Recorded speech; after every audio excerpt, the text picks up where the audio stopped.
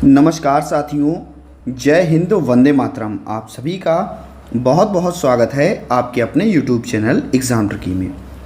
जहां पर दोस्तों आज हम बात करेंगे डीएड स्पेशल एजुकेशन आईडीडी का पेपर नंबर 2 जो आपका है characteristics of the children with developmental disabilities. और ये भैया आपका यूनिट 2 यहाँ पर आज हम बात करेंगे। यूनिट 1 की वीडियो जो है उसको अपलोड कर दिया गया है और भैया प्लेलिस्ट भी बना दी गई है ना, जहाँ पर आप वीडियोस को देख सकेंगे। जब 1 से 5 तक आपकी वीडियो अपलोड हो जाएंगी, 1 यूनिट से 5 यूनिट तक, तो सभी वीडियोस आपको प्लेलिस्ट के अंदर ही देखने को मिलेंगी। ठीक है, तो आज हम बात करेंगे यूनिट 2 की। और यूनिट 2 में क्या कहता है इस पर चर्चा कर लेते हैं। इससे पहले मैं बताना चाहूँगा जितने भी भाई बहन यहाँ पर जुड़े हुए हैं, क्योंकि आप सभी का पूरा हक बनता है, जितने भी आपके पास ग्रुप हैं आप यहाँ पर वीडियोज़ को शेयर करें और अपने इस एग्ज़ाम ट्रिकी परिवार से ज़्यादा लोगों को जोड़ लें, क्योंकि आईडीडी के लिए खास ये चैनल आईडीडी के लिए ही बनाया गया है। बाकी एचआई की भी वीडियोस जो हैं इंपॉर्टेंट अपलोड कर दी जाएंगी, लेकिन खास कर ये आईडीडी का ही चैनल है, आप सभी को पता है। वीडियो अच्छी लगे तो वीडियो को लाइक करना ना भूलिएगा। लाइक करने से क्या होता है भैया, मोटिवेशन ही बढ़ता है, लगता है कि हाँ आप लोगों को पसंद आया। कमेंट सेक्शन में जाइए, अपना नाम, अपने शहर का नाम, है ना, ये तुरंत कमेंट सेक्शन में जाकर के बताइए कि आप कहाँ से हमें देख रहे हैं। तो शुरू करते हैं आज अपना यूनिट 2। टेलीग्राम ग्रुप से जुड़ना है तो उसका नाम है exam tricky for special education और लगभग 11K का परिवार वहाँ पर आपको देखने को मिलेगा। 11.4 के हो गया, लगभग 11.4K का परिवार वहाँ पर आपको देखने को मिलेगा। तो यूनिट 2 में क्या कहता है, यूनिट 2 में कहता है कि सीखने की विशेषताएं क्या हैं। सीखने की विशेषताएं क्या हैं,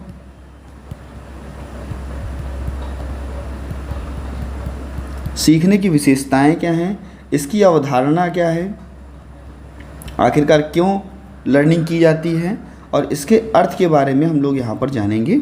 और कैसे शिक्षार्थी सीखता है, यानी कि सीखने के प्रकार के बारे में भी यहीं पर हम लोग डिस्कस कर लेंगे। तो यूनिट 2.1 आपके लिए बहुत ही इंपॉर्टेंट है, यहाँ से हमेशा आपका क्वेश्चन आता है। और आपका 2.2 भी, तो हम लोग देखते हुए चलते हैं कि कौन कौन सी चीज़ें, और जब एग्ज़ाम में आपका क्वेश्चन आएगा तो आप कैसे लिखोगे। बात हो रही है concept and meaning of learning characteristics. तो यहाँ पर हम बात करेंगे, जो भी अगर हम कहते हैं कि एक मनुष्य ही ऐसा प्राणी है ना, मनुष्य ही ऐसा प्राणी है जो कि हमारे संसार को चला रहा है, कह सकते हैं। और यही सीखना या लर्निंग ही क्या है, मनुष्य को जानवरों से अलग करती है। जैसे जैसे बच्चे का विकास होता जाता है, मनुष्य का विकास होता जाता है, वैसे ही वैसे माता पिता क्या करते हैं, बच्चों को विद्यालय में दाखिला दिला देते हैं, विद्यालय में प्रवेश करा देते हैं। बच्चा विद्यालय में जाने के बाद में, या हम कह सकते हैं कि प्राथमिक जो भी अब पहला है, पहला विद्यालय तो कहोगे सर परिवार होगा, बच्चे का पहला विद्यालय क्या होगा, परिवार होगा। और पहली शिक्षिका कौन होगी, पहली शिक्षिका कौन होगी, तो वो बच्चे की माँ होगी। उसके बाद में माता पिता क्या करेंगे, बच्चे को विद्यालय में दाखिला दिला देते हैं, जहाँ पर देखने को मिलता है कि बच्चे में अच्छे गुणों का विकास होता है, बच्चे को एक अच्छी शिक्षा मिल सकती है और बच्चे का संज्ञानात्मक विकास होता है। संज्ञानात्मक विकास के अंतर्गत मैंने आपको बार बार बताया है कि भैया बच्चे की बुद्धि का विकास, बच्चे की कह सकते हैं तर्क का विकास, है ना, ये सारी चीज़ों का, बुद्धि, तर्क, इन सभी चीज़ों का विकास होता है। हम कह सकते हैं कि ओवरऑल डेवलपमेंट बच्चे का होगा, यानी कि बच्चे का सर्वांगीण विकास होगा जब बच्चा क्या करेगा, जब बच्चा सीखेगा, है ना, जब बच्चा सीखेगा तो बच्चे का सर्वांगीण विकास होगा, जिसमें कौशल, ज्ञान, दृष्टिकोण, व्यक्तित्व, है ना, ये सारी चीज़ें जो हैं वो शामिल की जाती हैं। यहाँ पर हम कह सकते हैं, अगर कम शब्दों में कहें तो कहेंगे एक जो ये सीखना है ये अद्वितीय लक्षणों के अंतर्गत आता है, जहाँ पर विशेषताओं और गुणों को संदर्भित किया जाता है और बच्चे की विशेषताएं जो कि शिक्षक और प्रशिक्षक के द्वारा क्या किया जाता है, बच्चों को एक मूल्यवान बनाया जाता है। बच्चों को मूल्यवान बनाया जाएगा, बच्चों को सीखने की ओर तत्पर किया जाएगा, और जो भी शिक्षण रणनीतियाँ हैं, अध्ययन के तरीके हैं, व्यक्तिगत विकास जो हैं बच्चे के, उनको सूचित किया जाएगा, जहाँ पर बच्चा विभिन्न माध्यमों से सीख सकेगा और बच्चे का समस्या समाधान कौशल का विकास होगा, बच्चे के तर्क का विकास होगा, बच्चे को नई चीज़ों को सीखने में प्रेरणा मिलेगी, है ना, और बच्चा अपने लक्ष्य की ओर उन्मुख होगा, लक्ष्य की ओर आगे जाएगा। इसके लिए एक रचनात्मक वातावरण का उपयोग किया जाएगा, एक सृजनात्मक तरीके से बच्चे को सिखाने का प्रयास किया जाएगा। तो सीखना आपका लर्निंग ये कहलाएगा। कह सकेंगे विशेषताओं के अंतर्गत बच्चे का जो अनुभव है, इसको अधिग्रहण करने की प्रक्रिया के रूप में जो है वो आपका सीखना कहा जाएगा। जो बच्चा जिस चीज़ में बच्चे का अनुभव है उसमें चीज़ों को ग्रहण करना, इसकी जो प्रक्रिया होगी ये सीखने के अंतर्गत होगी। बच्चा कह सकते हैं कि किसी भी चीज़ को देख करके, या बच्चे के लिए हम लोग कह सकते हैं उद्दीपन का प्रयोग करके। उद्दीपन का मतलब बच्चे को दिखाएंगे कि भैया अगर आप सीख लोगे, या हम कह सकते हैं उद्दीपन का प्रयोग करेंगे। या मान लीजिए, क्योंकि अभी हम लोग जब आपका पेपर नंबर 4 आएगा, या अभी यहीं पर भी हम लोग उद्दीपन की चर्चा कर लेंगे, जहाँ पर बच्चे को उससे संबंधित चीज़ों को दिखाया जाएगा, और दिखाने के बाद में क्या होगा, बच्चा कार्य करने के लिए तत्पर होगा। जब उद्दीपन को देखेगा तभी कार्य करेगा। जैसे प्रयोग किए गए थे, बिल्ली पर प्रयोग किया गया, कुत्ते पर प्रयोग किया गया, तो उनके सामने क्या किया गया, उद्दीपन को भी रखा गया और साथ ही साथ उनको सबको प्रोत्साहित भी किया गया। तो ये आपको देखने को मिलेगा। ऐसे ही आपकी सीखने की प्रमुख विशेषताओं के अंतर्गत कह सको कि बच्चा नए पैटर्न को सीखेगा, अपने संज्ञान में बढ़ावा देगा, रचनात्मक जो आदतें होंगी उनके कौशल का बढ़ावा मिलेगा बच्चों को।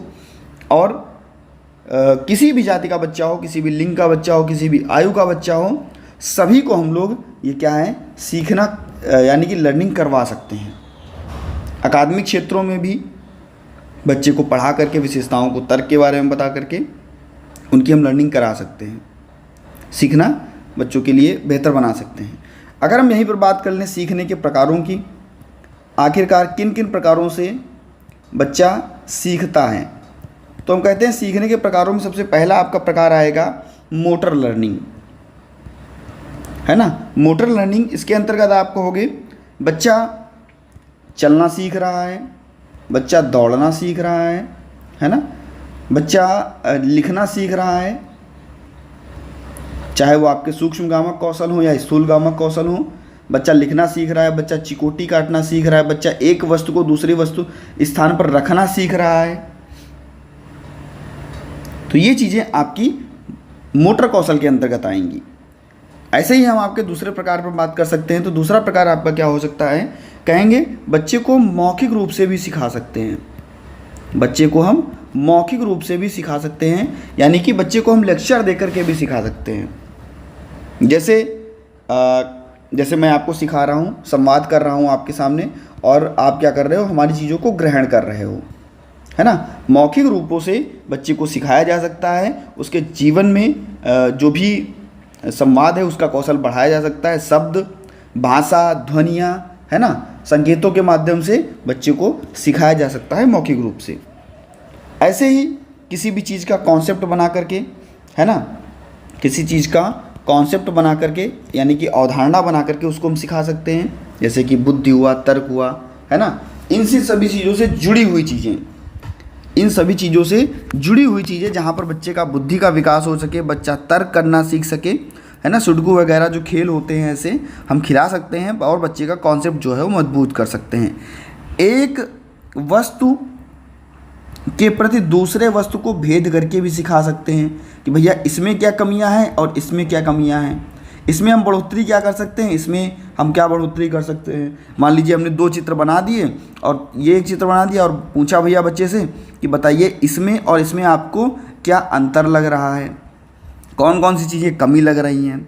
तो वहाँ पर भी बच्चे का एक कह सकते हैं कि उद्दीपन कौशल जब बच्चे देखेगा तो बच्चे में क्या होगा, तर्क और जो भी कह सकते हैं कि बच्चे का तर्क करने की क्षमता और बच्चे की बुद्धि, बच्चे की सोचने की क्षमता, ये तीनों चीज़ें जो हैं वो बच्चे की यहाँ पर बढ़ेंगी। ऐसे ही हम कह सकते हैं जो भी आपके क्लासिकल कंडीशन हुई है ना, और जो भी आपके ऑपरेंट कंडीशंस हुई, थॉर्नडाइक जी के द्वारा दिया गया जो भी सिद्धांत, या आपका पावलाव जी के द्वारा जो भी दिया गया सिद्धांत घंटी वाला था, है ना, भोजन को रखा जा रहा था, घंटी बजाई जा रही थी, और भैया क्या डॉग पर उन्होंने प्रयोग किया था, तो उत्तेजना के प्रति प्रतिक्रिया हुई थी, है ना, क्लासिकल कंडीशन हुई थी। तो उससे भी बच्चे को सिखाया जा सकता है, बच्चे को ऑब्जर्व करके, बच्चे को अवलोकन करके भी बच्चे को सिखाया जा सकता है। ऑब्जर्वेशन जो लर्निंग है वो भी बच्चे को कराई जा सकती है। जैसा कि ऑब्जर्वेशन में बच्चे को बताया गया था कि बच्चे के लिए बैंडूरा जी ने एक सिद्धांत प्रस्तुत किया था, जब आप लोग 4th पेपर में पढ़ोगे तो वहाँ पर उन्होंने बच्चे को कहा था कि समाज में रह कर के बच्चा सीखता है ना, बच्चा ऑब्जर्व करता है ना, तो ये चीज़ें बताई गई थी। इसके बाद में हम बात करते हैं आपके यूनिट 2.2 की, नया पेज ले लेते हैं और यहाँ पर हम बात करते हैं यूनिट 2.2 की। यहाँ पर कहते हैं कि विभिन्न प्रकार के शिक्षार्थी, यानी कि जो भी विद्यार्थी हैं वो कैसे सीखते हैं। जैसे मान लीजिए कोई विद्यार्थी चीज़ों को देख करके सीखता है, कोई विद्यार्थी चीज़ों को सुन करके सीखता है, कोई विद्यार्थी चीज़ों को स्पर्श करके सीखता है, कोई विद्यार्थी गति करके चीज़ों को सीखता है ना। हम कह सकते हैं कि यहाँ पर आपका VAK, इसको थोड़ा अगर हम इधर लिख लेते हैं K और इसको लिख लेते हैं इधर T, तो हम जब कहते हैं VAKT तो आप कहते हो सर इसका फुल फॉर्म आपसे पूछा गया है, इसका फुल फॉर्म आपसे पूछा गया है, आप कहोगे सर विजुअल, ऑडिटरी, काइनेस्थेटिक, टेक्टाइल्स, है ना, ये इसका फुल फॉर्म और आपसे पेपर में पूछा गया फुल फॉर्म है, तो इसको याद कर लीजिएगा। और जब भी कहें कि विभिन्न प्रकार के शिक्षार्थियों को, यानी कि शिक्षार्थी किन किन तरीक़ों से सीख सकते हैं और कैसे शिक्षार्थी सीखते हैं, तो हम कह सकते हैं कि बच्चे को हम दृश्य, श्रव्य, स्पर्श और गति करके चीज़ों को सिखा सकते हैं।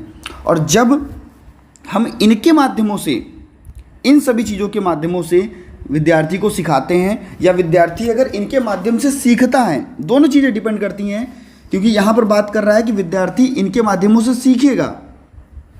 हम सिखाएंगे कैसे ये अलग डिपेंड करता है, और विद्यार्थी सीखता कैसे है वो अलग डिपेंड करता है। मान लीजिए हम बच्चे को सिखा रहे हैं दृश्य तरीके से, है ना, और लेकिन बच्चे को ये पसंद नहीं है, बच्चा भैया सुन कर के चीज़ों को सीखना चाहता है ना, बच्चा सुनने के माध्यम से चीज़ों को सीखना चाहता है, तो बच्चा जैसे सीखेगा हमको वैसे सिखाना है।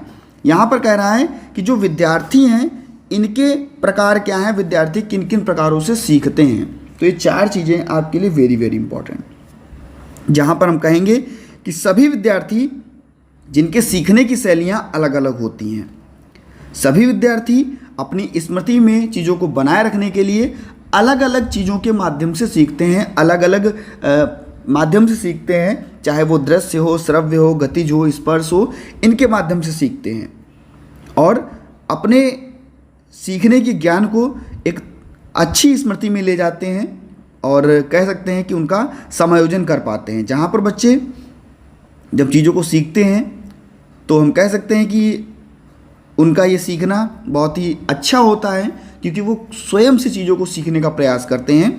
गति करके सीखेंगे, है ना, तो यहाँ पर हम कह सकते हैं कैनेस्थेटिक या गति करके, तो हम कहेंगे भैया बच्चे को मूर्त तरीके से, बच्चे को उसके चीज़ें जो उसकी पसंद की चीज़ें हैं उनको हम दिखा करके उनको मूर्त तरीके से चीज़ों को सिखाना पसंद कराएंगे, जहाँ पर बच्चा घबराएगा नहीं। और हम कह सकते हैं बच्चे के लिए कढ़ाई, बुनाई, है ना, बच्चा सिक्का उछालना, या हम कह सकते हैं कि उंगलियों से किया जाने वाला कोई भी कार्य, है ना, इनमें सब में हमें बच्चे को क्या करना चाहिए, प्राथमिकता देनी चाहिए। बच्चे को इन सभी चीज़ों के बारे में हमें सिखाना चाहिए। ऐसे ही हम कह सकते हैं बच्चा चीज़ों को स्पर्श करके सीखना चाहेगा, तो स्पर्श करने में हम कह सकते हैं कि बच्चे को स्पर्श कराएंगे तो तीखा क्या है, यानी कि तीखा क्या है मतलब नुकीला क्या है ना, तीखा नहीं, नुकीला क्या है, हाँ, खुरदरा क्या है, मुलायम क्या है ना, इन सभी चीज़ों से हम बच्चे को स्पर्श करके चीज़ों को सिखा सकते हैं। जहाँ पर बच्चे को हम कह सकते हैं कि बच्चा सीखेगा और ये ज्ञान जो उसने स्पर्श करके सीखा है ये उसका ज़्यादा स्थायी रहेगा। कुछ बच्चे ऐसे होते हैं जो कान से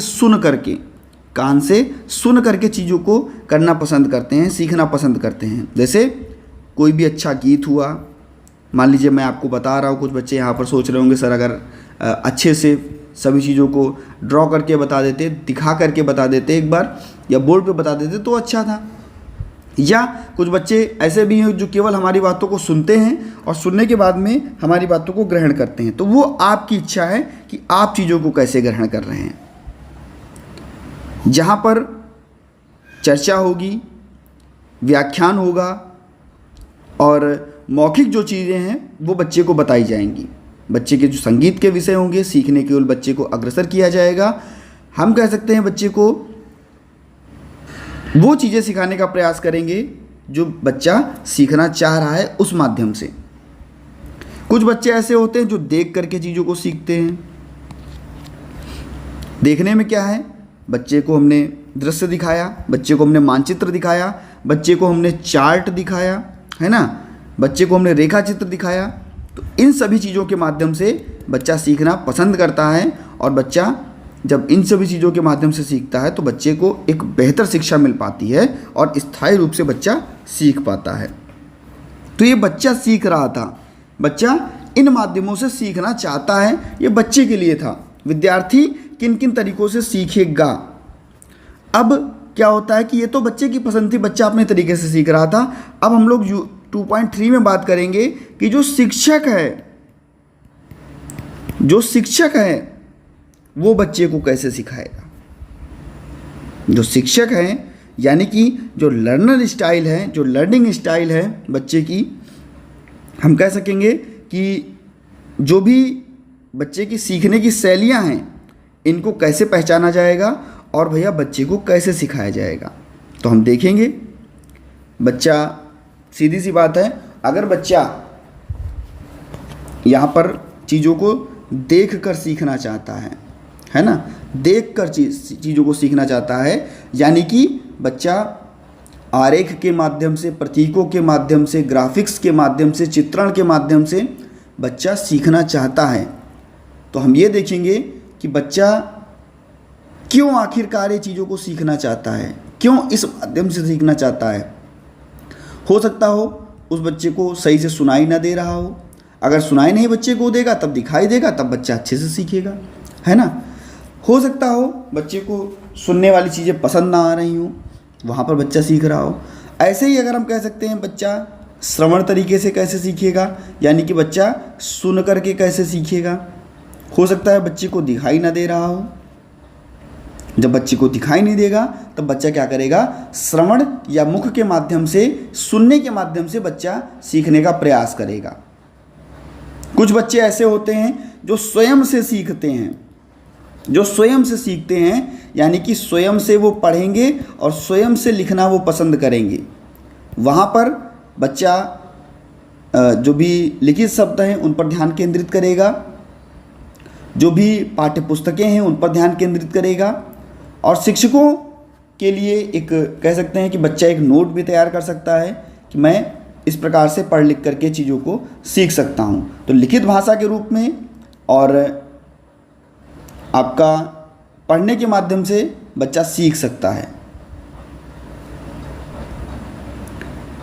ऐसे ही हम लोग कह सकते हैं जो बच्चे का गतिज कौशल है, यानी कि जहाँ पर बच्चा अपनी सभी इंद्रियों का प्रयोग कर रहा है, बच्चा चीज़ों को देख भी रहा है ना। बच्चा जब चल रहा है तो भैया बच्चा अपने पैर का भी प्रयोग कर रहा है ना। और कह सकते हैं कि सभी इंद्रियों के दौरान जब बच्चा सीखेगा, वहाँ पर पाठ्यक्रम में शिक्षार्थी को एक अच्छा सीखने का मौका मिलेगा।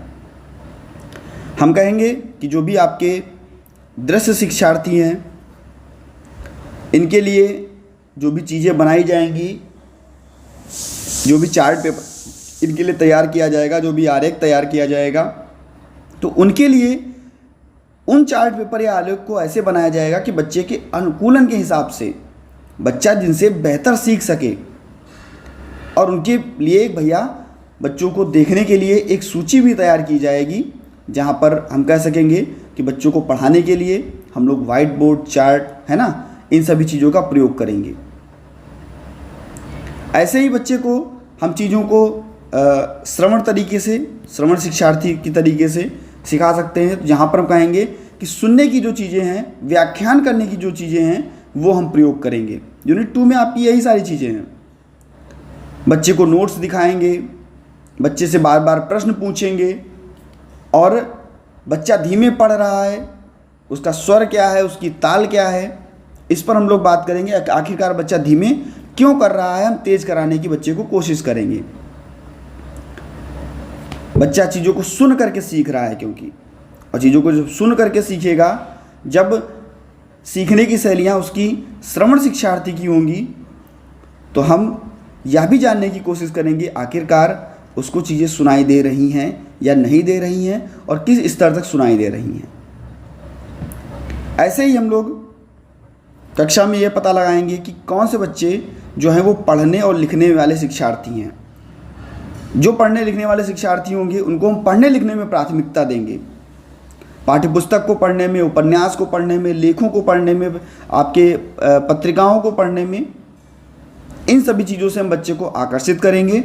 और बच्चे का जो दृश्य शिक्षार्थी हैं, इनके समान हम कह सकते हैं कि पढ़ने लिखने में शिक्षार्थियों को हम ढूंढ सकते हैं और शिक्षार्थियों के लिए नए शब्दकोश का निर्माण करवा सकते हैं, जहां पर बच्चा ऑनलाइन चीज़ों को सीख सकता है, ऑनलाइन खोज कर सकता है। हमेशा आपको याद रखना है, बच्चे को सिखाना है। बच्चा सीखेगा तब भी इस माध्यम से सीखेगा। बच्चे को अगर शिक्षक सिखाएगा तब भी इस माध्यम से ही सिखाएगा। वहाँ पर हमें ये याद रखना है कि बच्चा किस माध्यम से सीखना चाहता है ना, उसको किस माध्यम से सीखना पसंद है। और जब हम सभी बच्चों को, चाहे वो आईडी के बच्चे हों, एएसडी के बच्चे हों, है ना, आपके एसएलडी के बच्चे हों, इनको हम जब सिखाएंगे या सामान्य बच्चों को भी हम सिखाएंगे, तो भी हम इस माध्यम से सिखाएंगे। इसमें क्या होगा कि बच्चे की जो सीखने की शैलियाँ हैं, बच्चे का जो सीखने का कौशल है, वो बेहतर हो पाएगा, बढ़िया बच्चा सीख पाएगा। दोनों जगह पर आपको चीज़ें यही देखने को मिलेंगी। इसके बाद में एक वेरी वेरी इंपॉर्टेंट लगाइएगा, जितनी बार आप इस पे स्टार लगा सकते हो स्टार लगा लेना। आपके पेपर में भैया पूछा गया टॉपिक है ये, और क्या है, सीखने की विशेषताएं और बहुबुद्धि की अवधारणा, यानी कि बात करता है मल्टीपल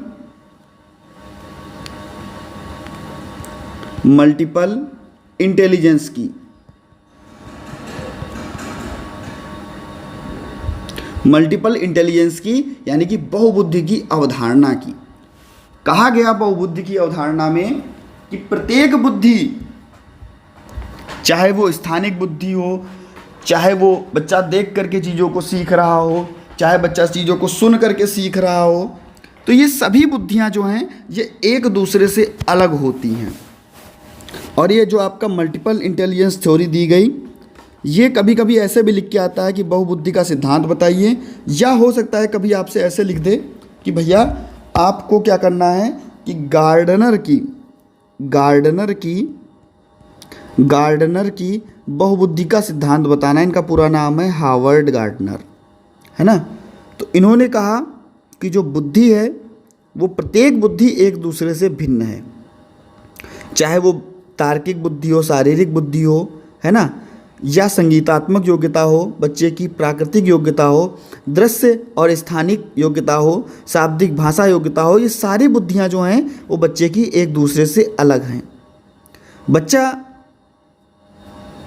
इनमें जब कार्य करेगा तो ये सारी बुद्धियाँ, इन्होंने जो 8 प्रकार की बुद्धियाँ बताई, ये सारी बुद्धियाँ जो हैं वो अलग अलग देखने को बच्चे में मिलेंगी। जहाँ पर हम कह सकेंगे इनकी जो पुस्तक थी, इन्होंने 1983 में एक पुस्तक दी थी जिसका नाम था frames of mind the theory of multiple intelligence. वहाँ पर ही इन्होंने ये अपनी बहुबुद्धि का सिद्धांत दिया था, हार्वर्ड गार्डनर जी ने, जहाँ पर इन्होंने 8 प्रकार की बुद्धियाँ बताई थी और प्रत्येक बुद्धि एक दूसरे से अलग बताई थी। प्रत्येक बुद्धि का जो एक अस्तित्व होगा वो एक दूसरे से अलग होगा। बच्चा जब भी सीखेगा तब अपनी शक्ति के अनुसार सीखेगा। जिस बच्चे के पास संगीतिक बुद्धि ज़्यादा है वो संगीत में अच्छा प्रदर्शन करेगा, जिस बच्चे के पास में गतिज बुद्धि ज़्यादा है वो गति करके प्रदर्शन करेगा, है ना। जिसमें तार्किक बुद्धि ज़्यादा है वो तर्क करके प्रदर्शन करेगा। प्राकृतिक बुद्धि ज़्यादा है वो प्राकृतिक में चीज़ों को देखेगा, जैसे किसान हुआ, पर्यटक हुआ, तो वो प्राकृतिक में चीज़ों को देखेगा। इस प्रकार से इनकी 8 बुद्धियाँ, चाहे वो आप कहोगे सर मौखिक को हम कह सकते हैं, है ना, जिसमें बच्चा भाषा और किताबों के बारे में अच्छा ज्ञान होगा, उसको जो भी बुद्धि होगी, जो भी सूचनाएं का विश्लेषण कर रहा होगा, सूचनाओं को एकत्रित कर रहा होगा, तो अपनी भाषण और किताबों के माध्यम से सूचनाओं को एकत्रित कर रहा होगा। मौखिक और लिखित भाषा में हम लोग इसको शामिल कर सकते हैं। बच्चे की जो तर्क करने की, अगर बच्चे के पास बुद्धि ज़्यादा होगी, तार्किक बुद्धि ज़्यादा होगी, तो यहाँ पर क्या होगा, बच्चा गणित की चीज़ों को बढ़िया से सीख पाएगा, है ना। और हम कह सकते हैं कि बच्चा अपनी अमूर्त अवधारणाओं को सीख पाएगा बढ़िया से, और उसमें उसकी जो समस्याएं हैं उसको हल करने के लिए बच्चा बेहतर प्रयास कर पाएगा। ऐसे हम कह सकते हैं बच्चे को हम दृश्य और स्थानिक, तो भैया इसमें क्या करेंगे कि बच्चा जो भी मानचित्र है उसको बढ़िया से सीख पाएगा। और बच्चा अगर कहीं पर जा रहा है या बच्चे को अगर कार चला रहा है, कोई भी व्यक्ति कार चला रहा है, तो क्या होगा, उसको इतना ज्ञान होगा कि कितना स्थान हमको चाहिए वहाँ से अपनी कार हम निकाल सकते हैं, ले जा सकते हैं। तो उनको क्या होगा, स्थानिक बुद्धि जो है वो ज़्यादा होगी, देख करके चीज़ों को जानना।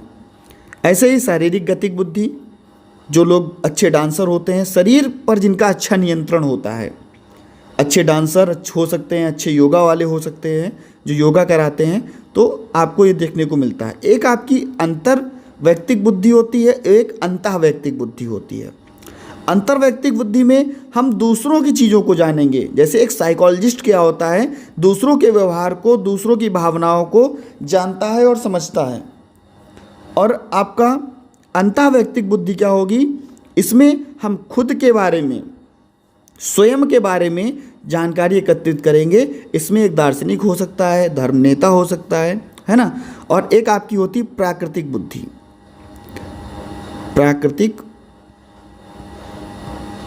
प्राकृतिक बुद्धि। इसमें क्या होगा, जो भी जानकारी होगी वो नेचर के बारे में जानकारी ली जाएगी, नेचर के बारे में जानकारी ली जाएगी। और जहाँ पर हम कह सकते हैं एक किसान या एक पर्यटक इसके बारे में जानकारी अच्छी दे सकता है। तो हम कहेंगे कि जो भी आपकी मल्टीपल इंटेलिजेंस थ्योरी है, जो कि आपके हार्वर्ड गार्डनर जी के द्वारा दी गई, यहाँ पर प्रत्येक व्यक्ति के पास अलग अलग योग्यता होगी और उन अलग अलग योग्यताओं में इन्होंने बुद्धि को 8 प्रकार में बताया। बच्चा सीखने में कुशल हो सकता है, भाषा सीखने में, बच्चा व्याख्यान करने में भाषा उसकी मदद कर सकती है। दृश्य स्थानिक बुद्धि बच्चे के पास हो सकती है, बच्चा एक कुशल चित्रकार हो सकता है, कुशल कारीगर हो सकता है ना, बच्चा एक अच्छा डांसर हो सकता है। तो ये सारी चीज़ें जो बताई गई आपके हार्वर्ड गार्डनर जी के द्वारा बताई गई। और वेरी वेरी इंपॉर्टेंट, अपना गार्डनर का सिद्धांत लगा लीजिएगा। मल्टीपल इंटेलिजेंस जो आपकी थ्योरी दी गई वो आपकी गार्डनर जी के द्वारा दी गई। और भैया the theory of multiple intelligence, यह इनकी पुस्तक का नाम था 1983, और पूरा नाम क्या था, frames of mind the theory of multiple intelligence. ठीक है, इसको याद जरूर कर लीजिएगा। इसके बाद में कह रहा है कि जो आपके विकासात्मक विकलांगता वाले बच्चे हैं, विकासात्मक विकलांगता वाले जो बच्चे हैं, विकासात्मक विकलांगता वाले जो बच्चे हैं, इन छात्रों का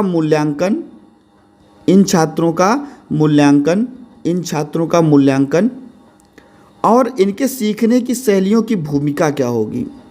इन छात्रों का मूल्यांकन कैसे होगा और जो इनके सीखने की शैलियाँ हैं उनकी भूमिका क्या होगी। जब भी हम बात करते हैं ऐसे व्यक्तियों की तो कहते हैं हर व्यक्ति जो किसी न किसी तरीके से सीखता है, जो तरीका उसको अच्छा लगता है उन तरीक़ों से वो सीखता है। तो हम क्या करेंगे, अक्सर हमें जानने की कोशिश करेंगे जो भी दिव्यांग छात्र हैं, जो भी विकलांग छात्र हैं, इनमें संज्ञानात्मक विकास कितना हुआ है, क्योंकि इनके संज्ञानात्मक विकास में ही हमें कमी देखने को मिलती है। छात्रों का संज्ञानात्मक विकास कितना हुआ है, दृश्य शिक्षार्थी बेहतर ढंग से कैसे देख करके चीज़ों को सीख सकते हैं, ऐसे ही श्रवण हुआ और गतिज हुआ जिनके बारे में मैंने अभी आपको बताया। तो हम कह सकते हैं कि इन बच्चों को इन माध्यमों से हम लोग बढ़िया सिखा सकते हैं। दृश्य शिक्षार्थी में बच्चे की जो दृश्य संकेत हुए, उपकरण हुए, इनको हम आकर्षण उपकरण दिखा करके, ऐसा थोड़ी ना अगर हम चीज़ों को दिखाएंगे भी तो वो अगर आकर्षित नहीं होंगी, बच्चा अगर उनसे जुड़ना नहीं चाहेगा, बच्चे को अगर अच्छी चीज़ें नहीं लग रही होंगी जो कौशल हम करा रहे हैं, तो बच्चा सीखने के लिए तत्पर नहीं होगा। तो बच्चे के लिए, शिक्षार्थी के लिए हम ऐसी चीज़ों का प्रयोग करेंगे, ऐसी गतिविधियों का प्रयोग करेंगे जहाँ पर बच्चा बेहतर ढंग से सीख सके। विजुअल चीज़ों का प्रयोग करेंगे जहाँ पर बच्चा अपने शारीरिक हाव भाव का भी प्रयोग कर सके। बच्चा उसके, हम अगर बच्चे को पर्यावरण से जोड़ रहे हैं, उसके एक वास्तविक पर्यावरण से जोड़ रहे हैं, वास्तविक वातावरण से जोड़ रहे हैं, तो बच्चा बेहतर सीखेगा और अच्छा सीखने का प्रयास करेगा। ऐसे माहौल को हम बनाएंगे जहाँ पर विजुअल चीज़ों का सपोर्ट दिया जाए। ऐसे सपोर्ट या ऐसी अनुमति जहाँ पर जब विजुअल चीज़ों का सपोर्ट दिया जाएगा तो बच्चे में क्या होगा, आत्मविश्वास बढ़ेगा और उसको भैया अवसर मिलेगा एक नई चीज़ को सीखने में। बच्चे को हम लोग संकेत के माध्यम से भी सिखा सकते हैं, जैसे कि आप लोग देखते होंगे सांकेतिक भाषा, आपकी साइन लैंग्वेज, जहाँ पर हम बच्चे को निर्देश दे करके, हाव भाव से, है ना, चीज़ों का प्रदर्शन करके, मॉडलिंग विधि का प्रयोग करके चीज़ों को हम बच्चे को सिखाते हैं। तो बच्चे को हम 3 शैलियों से सिखा सकते हैं जो कि बहुत ही ज़रूरी है, एक दृश्य, एक श्रव्य और तीसरा गतिज। इन तीनों शैलियों से हम बच्चे को बेहतर सिखा सकते हैं, एक बेहतर बच्चे का विकास कर सकते हैं। चित्र, मॉडल, संचार, इन सभी का प्रयोग कर सकते हैं और दृश्य संकेत भी बच्चे को दे सकते हैं। तो इस प्रकार से आपका जो यूनिट 2 था, यूनिट 2 है, यहाँ पर बच्चे के सीखने के बारे में, बच्चा कैसे सीखेगा, बच्चे को हम सिखाएंगे कैसे, और सीखने का महत्व क्या है, सीखने की विशेषताएं क्या हैं, और बुद्धि के बारे में बताया गया कि प्रत्येक बुद्धि जो है वो एक दूसरी बुद्धि से अलग है, जो कि आपकी बहुत इंपॉर्टेंट है, गार्डनर की बहुबुद्धि का सिद्धांत। तो दोस्तों, अगर आपको वीडियो अच्छा लगा हो तो ज़रूर कमेंट में बताइएगा। मिलता हूँ नेक्स्ट वीडियो में। चैनल पर पहली बार है, चैनल को सब्सक्राइब करने के बाद में बेल आइकन में ऑल का ऑप्शन प्रेस कर लीजिएगा और सभी मित्रों तक एक बार वीडियो को शेयर कर दीजिएगा। धन्यवाद।